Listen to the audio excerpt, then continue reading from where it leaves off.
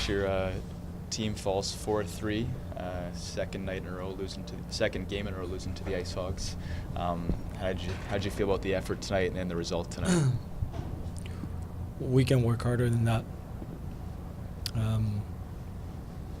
It's the mental mistakes that we did. First goal against is a penalty kill. Throw the puck in the stands. Done that too often. We need to correct that. Second goal, we have the puck on our stick. We don't get it out. Turn it over. Weird bounce. Then 66 seconds later, end of the period. Misread. We're too aggressive on the forecheck, and we give up a very good scoring chance. And was a good shot. And then the fourth one is it's a play that we do very well usually. It's a set forecheck. Just gap up and take your man on the way back, and there's nothing, we don't ever talk about it again. Can't fault our goalie. I think he was pretty good actually. Made some good breakouts as well, so that's a bonus. Helps our D. I think our D, our gap was not good enough and our tracking was not good enough. So these are mental mistakes. But second and third period were better than the first. But at this time of the year, it has to be 60 minutes. Halfway through the second, I think your team had 9 shots on goal to that point. Definitely did pick it up in the third period, scoring 2 goals and having at least 8 or 9 shots. But did the team look at all sluggish to you early in the game, or what do you think is the cause of that sort of listlessness, you want to call it that? Well, so teams we're going to face and teams that we face have different strength, and their group of defensemen are big. They have good sticks, and our job was very simple: making sure they turn, and we don't turn pucks over. And we were trying to make plays and play a skill game when there's.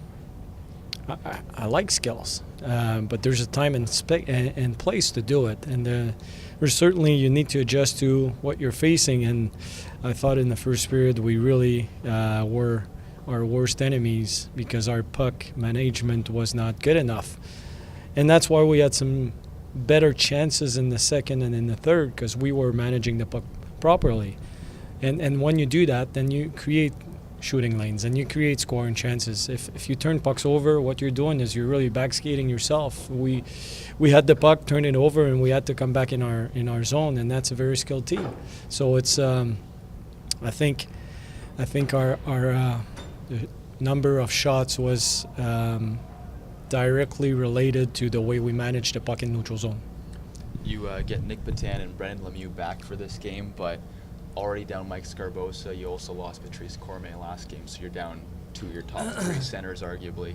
How does that factor into the lineup that you have and the combinations you can create with the lack of players? It gives us less options, that's for sure. And it gives us less options not only when we prepare the game, but the adjustments we can make in game.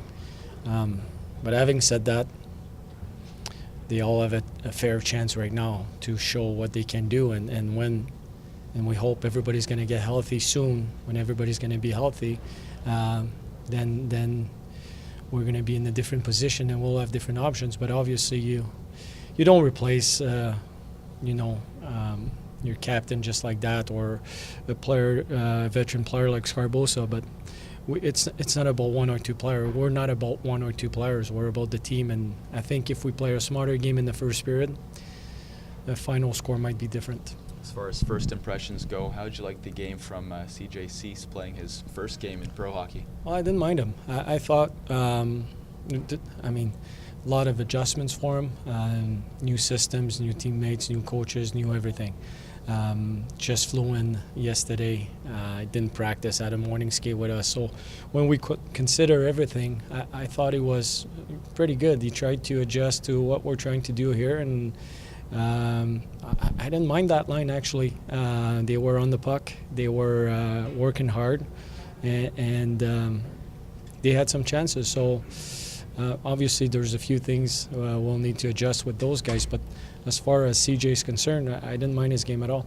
He didn't seem to have the puck on his stick a lot necessarily tonight, but he you definitely had a few really good forechecks, creating some pressure, and a few back checks where he made a difference. His speed seemed to really come through in the game. Yeah, he's. I don't think his skating will be an issue at all. And he's a guy. I was told that he's a guy that works hard, and we've seen it tonight. So if you work hard, you skate, and you understand a little bit what we're trying to do, your routes, you're going to be a successful player for us. You have the Marlies coming up on the weekend. Obviously, they're one of the premier teams in the AHL and a veteran group as well. Yeah. Is this a case where your team, having slid a bit recently, do you think maybe it's actually the perfect time to face an opponent like that to really get your energy up and get revved up for that game? Well, Toronto has a very good team, and we all know that. But the teams in our division are extremely good as well. And, if we don't play the proper way for 60 minutes, Toronto or Rockford or Chicago or Milwaukee or any of those teams in our division, it's going to be hard to win. It's this time of the year where the details really matter, and Toronto will be a good challenge for us, but not bigger than what we faced tonight. It's this time of the year where, especially when you're playing against teams like Rockford that are fighting hard for a spot in the playoffs, there's an element of desperation that you have to factor in, and we'll see. What we're going to do here is evaluate tonight's game, watch it on the video, and take care of tomorrow, and then we'll get ready for Toronto.